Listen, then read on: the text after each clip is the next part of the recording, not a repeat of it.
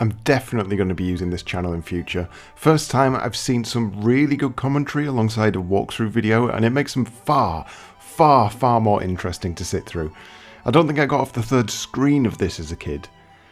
That was me 1 year ago on the lovely Jeff Neal's channel. You might recognise Jeff as a part of Paul Jenkinson's excellent Spectrum show, but it was Jeff's own video here that had me thinking, well, maybe Monty Mole wasn't as hard as I remember. I might have only been able to get to 3 screens in as a kid, but I'll definitely be able to get further than that now.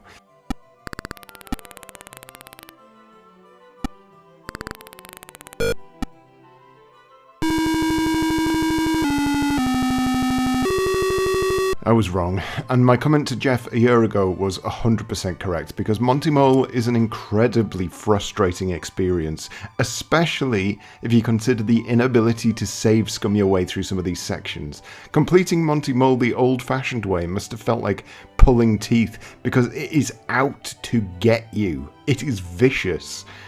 Peter M. Harrop was the man behind this one, and as well as going on to develop Auf Wiedersehen Monty, he also had a hand in some other classics like Bounder and Jack the Nipper. That being said, he also had a hand in the Flintstones game, but you know, we all have our off days. The original Monty Mole, also known as Wanted Monty Mole, arrived in 1984, the same year as Jet Set Willy, which is probably the easiest comparison point to make because both games are big, brutal, and full of bullshit.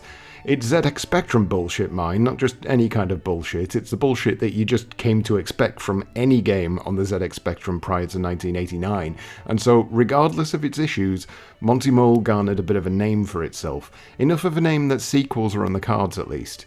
It wasn't quite a breakout hit with the magazines themselves, not fully, with Computer and Video Games magazine stating, "Climbing games packed with ladders, ramps and conveyor belts are very old hat, and I'm sure there are few people who would disagree, even Gremlin Graphics themselves. This is not a wholesale criticism of the game's worth or playability, but I could not justify recommending Monty Mole to the readership of this magazine, knowing that this review could prompt owners of either Manic Miner or Antics to buy the game." Crash Magazine, however, were absolutely over the bloody moon and went into full hype overdrive. In my view, Monty Mole will be a future Spectrum hero, and there will be posters of him adorning every wall in Britain. After hearing about this game on the news, I thought it would be a winner, and when it arrived, I found I was right. If you like Manic Miner, is there anyone who doesn't? You will love Monty Mole, because it's a classic platform game, more complicated, and, in my opinion, better than Manic Miner. The graphics are certainly up to MM standards, and with no serious attribute problems. As to the sound, well, the Spectrum's never been up to much on sound, so don't expect too much. I found this game fun to play and certainly addictive. This has got to be one of the best games for the Spectrum this year and definitely worth buying. 92% overall. Even when it was re-reviewed years later, Crash refused to budge on the scoring. "I wouldn't alter the ratings at all," said Rob. "Monty Mole is still an excellent platform game." Personal Computer Games magazine, on the other hand, had 2 polarising summarisations just to really mix things back up again.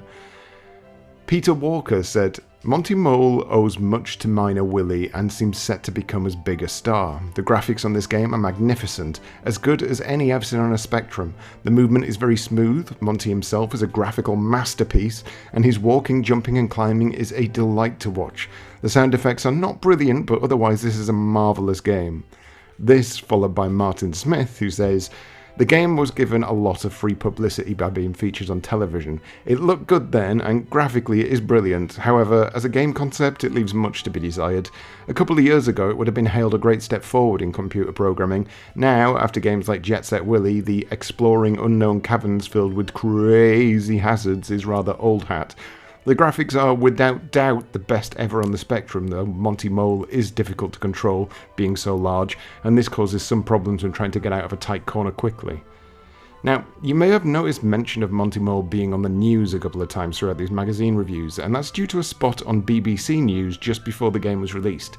This was the height of the coal miners' strike, and as the game featured Arthur Scargill and coal mines, well, apparently that's all it required to get on the news. And finally, the latest thing in computer games. It may be politically biased, but it is highly topical. The villain of the piece, a miner called Arthur Scargill. The hero, Monty Mole, has to get his coal for the winter and run a gauntlet of flying pickets and cans of hairspray. Monty wins using a ballot paper. The game's 19-year-old inventor is the son of a mine safety officer. He says as far as he knows, Mr. Scargill has not yet played the game. Apparently it was a very slow news day, and if you didn't know about this beforehand, you probably have absolutely no idea that this dude is supposed to represent Scargill. Presumably someone at Gremlin Graphics drummed up the interest/controversy and the BBC just took it hook, line and sinker. Fair play to them for the cheeky move anyway. It's clearly led to a lot of interest in the game, and it certainly explained why the series as a whole got such a good head start. That's enough of the history though. What about the game itself? The inlay card reads, with a long cold winter and bone-chilling Christmas ahead, Monty Mole makes a daring coal-snatching raid to his local South Yorkshire pit, and blah blah blah blah blah. So basically it's just Jet Set Willy or Manic Miner, but also that's slightly unfair because Monty Mole does have a set of tricks up its sleeve.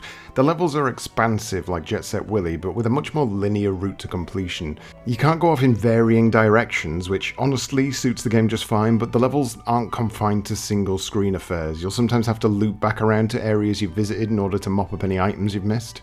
And items have to be collected. There's no getting away from it. If you reach the end of a section without collecting all the key items, then you are literally walled off.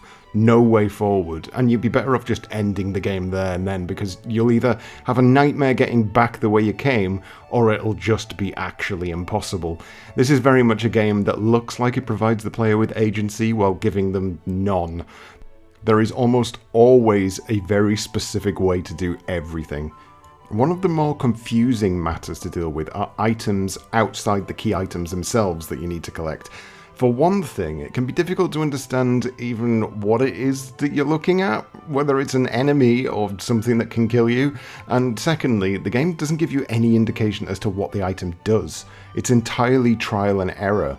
The dynamite, for example, destroys this miner's helmet, but there's no way to know that without wagering a life on it. And you'll often be holding multiple items, so I don't really know what it is that allows me to destroy this weird face, for instance. I just know that I have something that works because I tested it out. That kind of thing is frustrating in a game that already requires an incredible amount of precision and timing, but it's amplified by the fact that Monty Mole loves to put things in your way that will kill you depending on how the dice roll on any given day. These crushers, for instance, have no set pattern. They are completely random, so you just have to cross your fingers and leg it.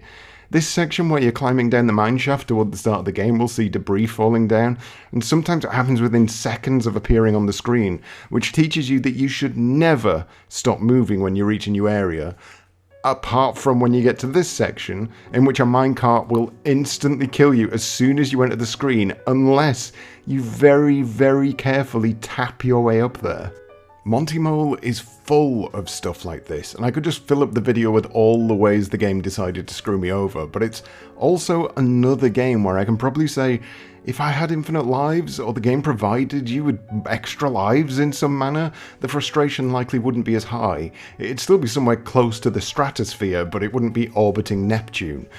Curiously, on the back of the box it shows 3 lives as a feature, but take a look at this screenshot for a second and you'll note that Peter Harrop is a naughty little boy. 9 lives, Peter, you little rotter. That's my biggest issue with Monty Mole, and it's one that really takes away any enjoyment I probably would have gotten out of it. It's hard, but it often feels unfairly hard. It requires experimentation to get further into the game, but it actively discourages that experimentation by having too few lives to play with, and by just killing you off for a laugh when it feels like it. It's not a test of skill, it's a test of, have you played this game before? Because if you haven't, I'm going to smash your teeth in. What completely killed it for me was this section. I was using save states at the start of each screen so that I could get deeper into the mines to see if things improved, and I was fine with it. I was still contemplating throwing my entire body in the bin, but it was fine. I was getting along, and then I got to this section. I pick up the final piece, and there doesn't appear to be any way forward. This minecart down here is running straight into a brick wall, so maybe it's a secret wall? Nope. So what the hell do I do? This is where Jeff Neal comes in, and I decided to sit down and rewatch his video. Here's a snippet. Now this is the end of the second section of the game, there's another wall that'll disappear when you get all the coal. One thing about those walls, though, you have to get the last bit of coal in the room where the wall is. Which, again, makes the game a little bit harder, but once you know what you're doing, it's a lot easier. So if you didn't catch that, the walls will only remove themselves if you pick up the last key item while you're in the same screen as the wall that needs to vanish. I'd never gotten this far into the game before, and at no point during the last few stages was this ever going to be an issue. But here the game actively pisses in your face by putting an item in a screen outside the one you need to collect it in, just so it can pull this final, so you think you're good at this game, eh? Well, you're not. You're not good at this game because you didn't know about this thing that you wouldn't have known about without first getting here and then being completely ruined by it. Spiteful. This is a spiteful game. And you know what? I'm going to be spiteful back, and I'm starting again, and I'm completing the bastard because nobody screws me over like this.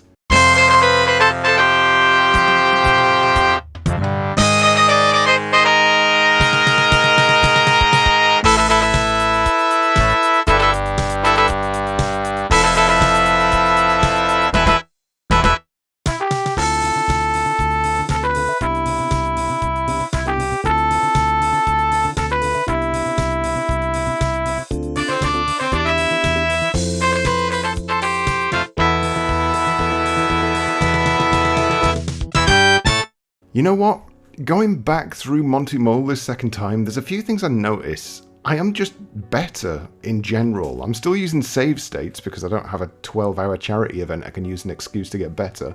But even with save states, I get about 10 screens in before I cop my first death, and it's really only a few key areas that are still giving me massive trouble. Later areas are still ridiculous piles of hassle, but again, it's all in the practice. That's the problem with going through a game like this, and I did much the same with Manic Miner until I forced myself to play it for hours on end. I presumed that the game was simply too difficult. It is difficult, but it's not often unfair about it, it's just very precise.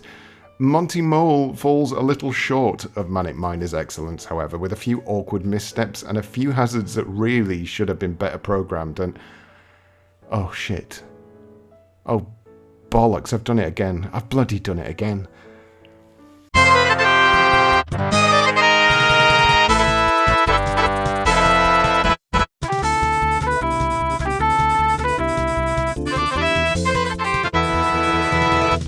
Third time round, and I actually remember this time, but my god, the game doesn't get any easier as things move on. And just as obtuse, the shower room, for instance, has a tap at the end of it.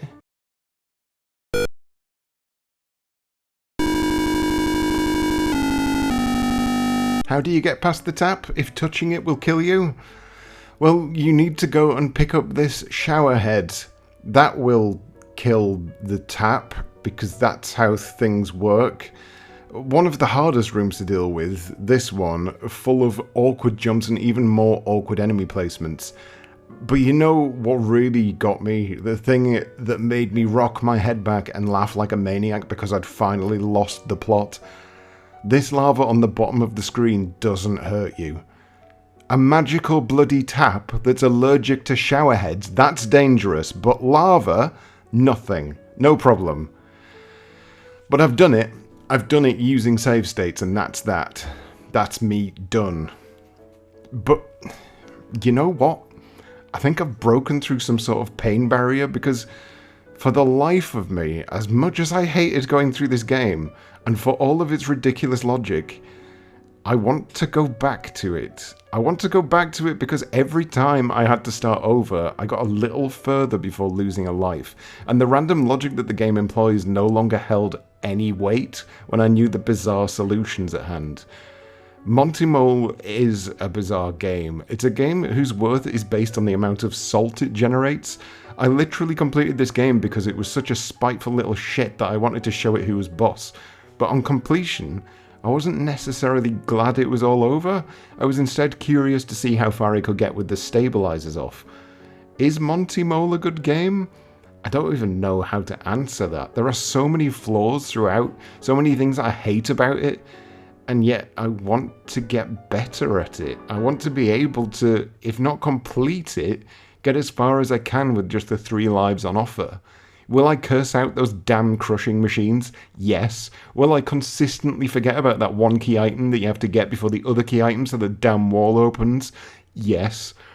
But despite all of that annoyance, Monty Mole will have me coming back. And I'm absolutely dreading it.